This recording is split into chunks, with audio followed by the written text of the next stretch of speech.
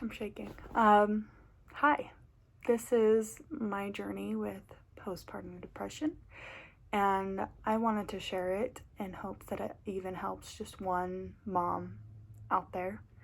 And if it only helps one, then I'm okay with that.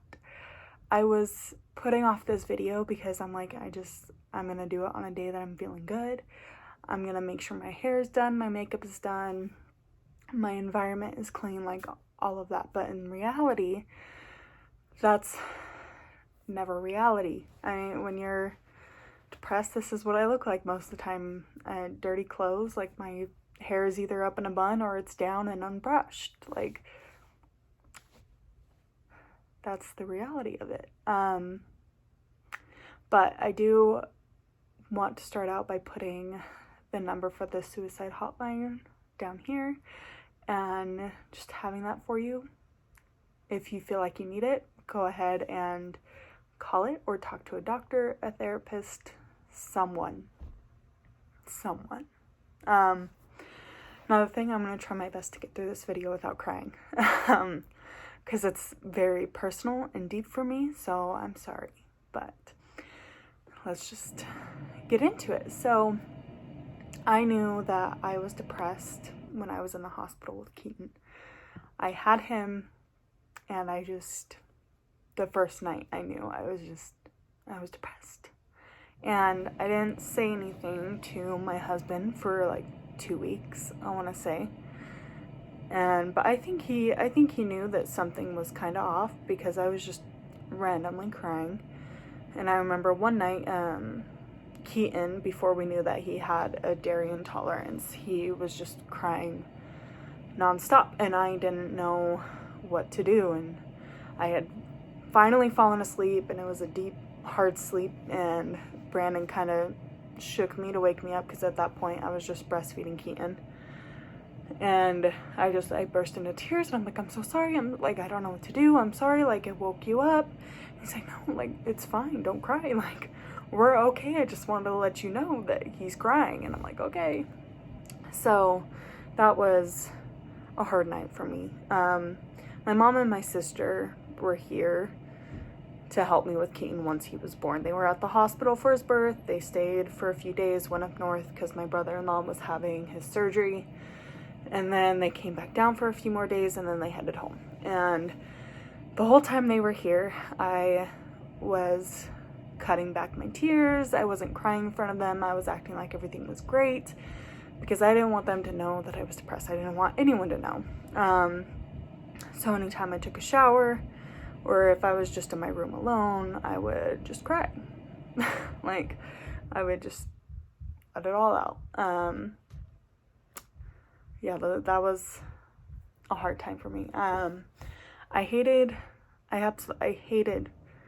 people coming over. I hated seeing people. I hated having to talk to somebody because I felt like they would just know that I was not okay. It was so hard for me to even get out of bed or brush my hair or stop crying every 5 minutes. I didn't want anyone to come over because it was so hard for me to get up and do those things that it like took all my energy for the day, and I didn't want to do it. And I remember we went to dinner with Brandon's family, and it was like our first time taking Keaton out. So he was a few weeks old, and his grandpa was in town, so we went to dinner with them, and I felt like everything was going okay. I kind of had an okay day, a better day than normal that day. But we were just sitting there, we had our food, and I just felt so overwhelmed, like the amount of sound and talking. And this was before the pandemic. This was, a couple weeks after Keaton was born in August. So it was just all so overwhelming. And I looked at Brandon, and I think he could tell. And at that point, I had told Brandon that I was depressed, and that I was having a hard time. And I texted him, I'm like, we need to go right now. We need to go. I need to get out of here. So we had finished up our meal and we left. And the second we got in the car, and he's like, it's okay to cry. Like, go ahead and cry. And I'm like, okay. And I broke down into tears, and I cried the whole way home. I made a video previously. It's on the YouTube channel. And that was like in the moment where I was kind of ready to tell somebody about why I was feeling depressed. So if you want to know like more about how I was feeling in these moments, that's probably a better one to watch.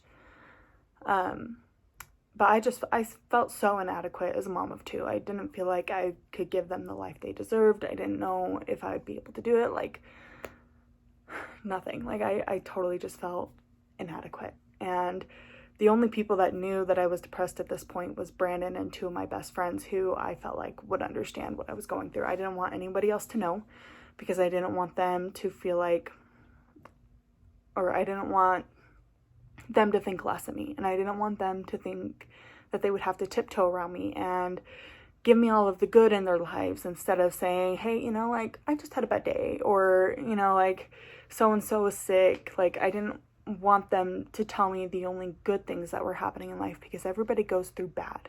And if they were telling me the only good things that happened, I felt like I wasn't normal. I was the only one going through bad times. Like, it was hard for me to tell people. And I spent every day on the couch crying every 5 minutes. I hardly ate, and I just wanted to sleep all day. And my friend started asking me to go on walks with her, and so we went a couple times a week, and that really helped. It definitely got me off the couch. And I mean, some days I definitely showed up with my hair in a bun and still in my pajamas, but I got out of the house, which it's good to get some sunshine and, you know, fresh air. And in September, so all of this happened within a month. And then in September, I saw this one girl posting more and more about Monet. And, you know, I told people because it would be a great financial opportunity that I started it. But honestly, I thought it would be a good way to help me out of my depression. It would get me off the couch. It would force me to get on social media and put on a smile, which I don't know if many of you know about psychology, can actually help trick your mind into thinking that you're actually happy. So it would also force me to get ready, do my hair, put makeup on, like all these things. And so I did it, and honestly, it helped me a lot, to the point where I thought I was in the clear. I was keeping myself plenty occupied and busy. I had made new friends. Everything was great. I still had a couple of off days here and there, but nothing compared to what it what it used to be. And then one day it just hit me. It hit me hard, like a ton of bricks. And those bricks just kept getting heavier and heavier, and they turned into boulders. I felt like I was suffocated. Felt like I couldn't do anything right. I felt like I was a black sheep of the family. I was just always the last one to know things. I felt like nobody reached out to me. Sorry, this is the hard part for me. I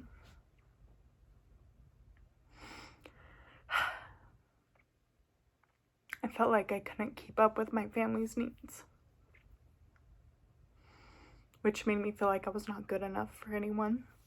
And then I just hit a point where I felt like I couldn't go on. I felt like no matter what, nobody would notice if I was gone. Like it wouldn't affect anyone.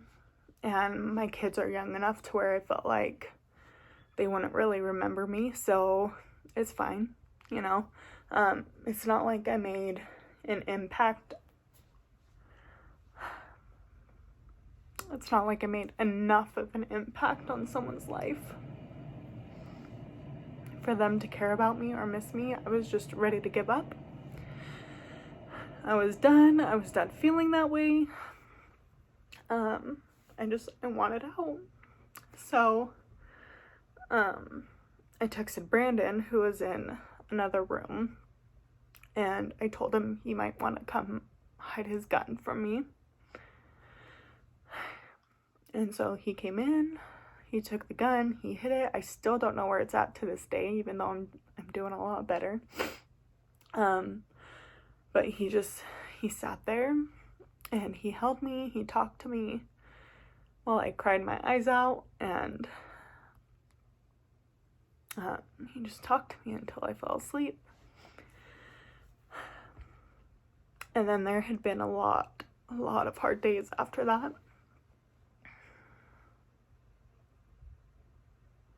And there still are really hard days, and Brandon's always there to help me through it. When he can, when he's home, he'll do anything that he feels like I may need help with. Or he'll just even sit there and cuddle me and hold me until I feel a little bit better. So in March, and this may be a shock to a lot of family members, and it may lead to a lot of judgment, but, this has happened, this is part of the journey, but, in March, I felt like I needed a permanent decision for a reminder to myself, and just something to see when I was having a hard day, and telling myself to keep going, keep living, keep breathing. So I did get a tattoo, and it's on my side. Only I can see it. But it's a branch with some leaves, and that part is a reminder to keep growing and living and breathing just like leaves and trees do. And then in Brandon's handwriting, it says, "I love you forever," which is something we say to each other every day. And that part was a reminder that I am loved no matter what. This was not a spur of the moment tattoo. I had thought long and hard about it, so that happened. So sorry if that's overwhelming to you guys or a shock, but I needed something that I could see on a regular basis to remind me to keep going. In April, my friend up in Idaho had convinced me to talk to a therapist and to get some help. So I did. The very next day, I called my insurance and I said, "Hey, who do you guys cover? Who do you accept?" And then the next day, they got me paired with a therapist. And honestly, that is the best thing I could have done. And when I started therapy, at first it was hard because I didn't want anyone, and I mean anyone, to know that I was in therapy. I didn't want anyone to know I was even depressed. But it's helped me realize that everything I was feeling is okay, and that my feelings are valid, and that it doesn't matter. Everyone can go through different things in life. It's just, it is what it is, kind of thing. I have gotten a lot better, but that's with almost a year of therapy, and I didn't know, I don't think that's going to end anytime soon. I fill my days to the brim with things like school, DoorDash, cleaning, anything to keep me from having a free moment to myself to just kind of sit and think, because that's when I tend to fall back into a dark hole. I still have really bad days, but I'm growing, and I've gotten a lot better. So that's always a good thing.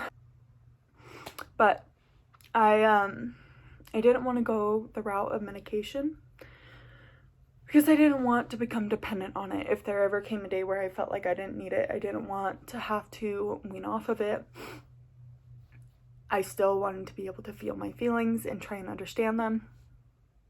And I am trying. A lot of times I don't understand what I'm going through or why I'm feeling a certain way. But I'm trying. And that's what's important. It's okay to not be okay. It's okay to reach out to somebody and talk to them about it. This was my biggest mistake of not telling somebody sooner. So, yeah, feel free to message me if you're struggling with depression or you just need someone to talk to. This year's been a struggle. It's been really hard for me.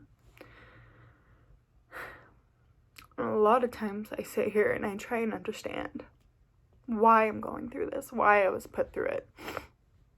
And we've had so many people just say, you know, when are you having a third kid? When are you doing that? And honestly, I can't put myself through this again. Because I'm finally starting to come out of it. And I don't want a chance falling back into it. This is not something that I want. Even like my enemy. And I don't have any enemies. But like, if I did, I would never wish depression on somebody. It sucks. It's hard. It's heartbreaking. And it's just like a big weight on you. So a lot of you had wondered why I have not been making YouTube videos lately. And that would be why. It's hard. And I'm sorry. But I felt like the best I could do for a lot of family who's been wondering about it would be to make this. So, yeah. That's what I've been going through. Yeah.